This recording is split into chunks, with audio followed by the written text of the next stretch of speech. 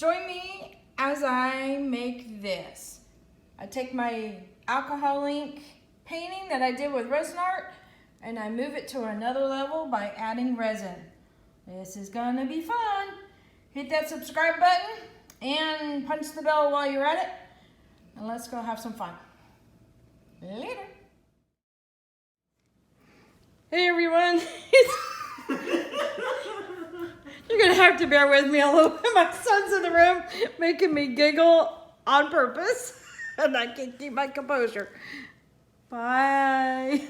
Bye, Mikey. Go away. Please. Okay. Yeah, hopefully I'll. Probably just reset it. I probably will.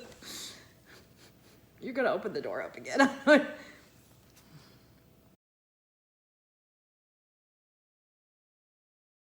Hey everyone, it's Clara Lawrence, and I thought I would do a part 2 on this piece. This is an alcohol ink painting that I did using Rezin Arte Pigments. Oops, there we go, pigments.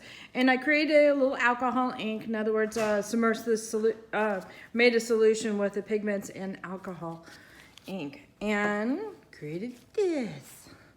So, what I will tell you is this, and this is very important if you decide to do something like this. Her pigments have a nice luster quality. I don't know if you can see it. There's a little bit of a pearlescent shimmer to them. And it transfers onto here, and there's a nice little, ooh, that caught it rather well. A nice little pearlescent sheen. After you're finished your painting, if you run your finger across it, you'll get the pigments on your finger. So it's very, very, very important after you're done to go ahead and seal it with some type of archival spray with, UV protectant to keep those powders in place. But we're gonna go one step further. I've already done that spray, but I'm gonna do a flood coat of resin on there.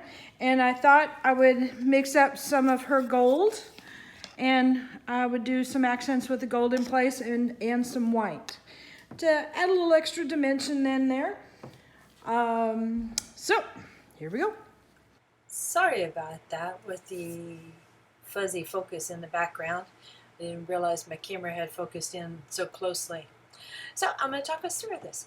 So I'm applying a flood coat with the Stone Coat Art Coat, which has some extra UV protection in there. So it really makes the alcohol ink piece nice and cozy in that UV protection blanket. So I'm applying it corner to corner and then edge to edge. And then I'll get a little bit extra on my hands and go around the edges themselves. And it kind of adds a little bit of a varnish kind of an effect to the wood, and I like that. And if color runs over the edge, I'm okay with that because it kind of gives that organic feel to it. And I wasn't real happy with the thickness on the top on the resin, so I just applied a little bit more because we don't want pits when we're all done.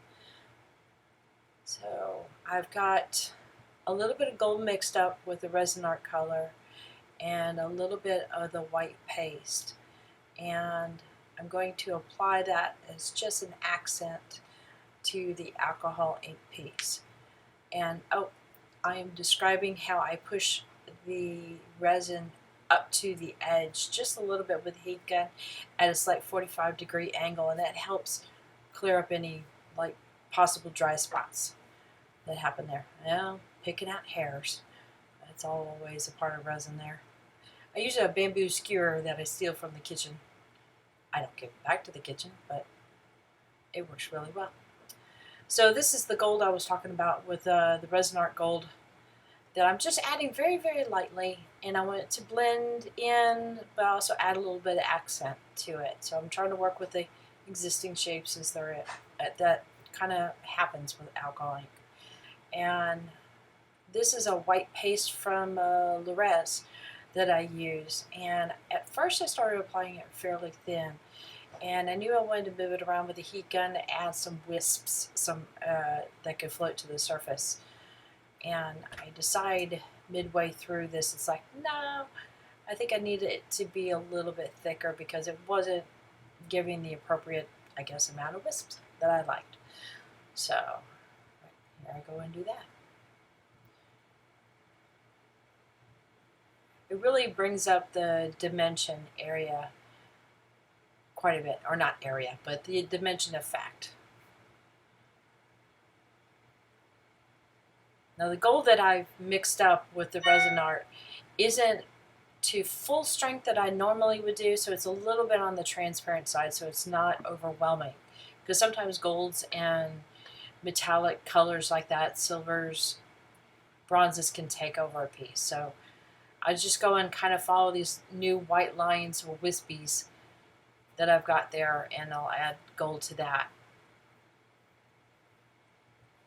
And since I'm applying that last, I'll use my finger to kind of take that sharp edge off, so it gives it a little bit more of a brushed in or blended in look to it without disturbing the white too much.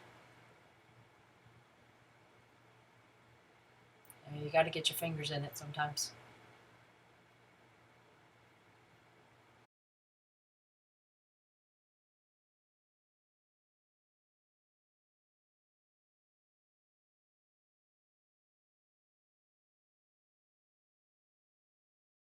All right, going in for close-up. Bear with me for a second. Whoa.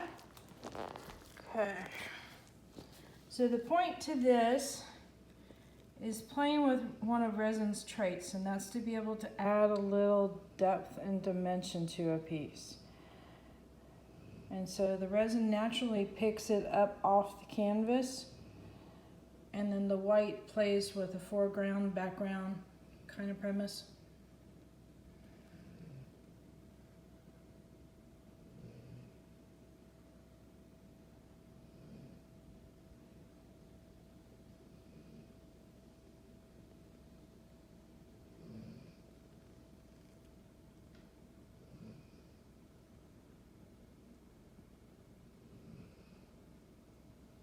Didn't take a whole lot of time, but I think it adds a whole lot to the piece.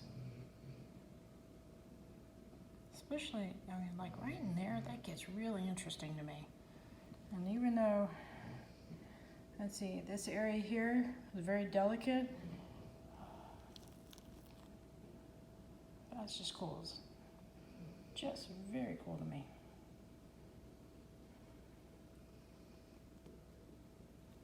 Alright, hit that subscribe button, the like button if you please, but definitely hit the bell so you know when I'm going to put something up next. Because I'm going to keep on playing with this resin art stuff and see how far I can push this alcohol ink. This is going to be interesting. See ya!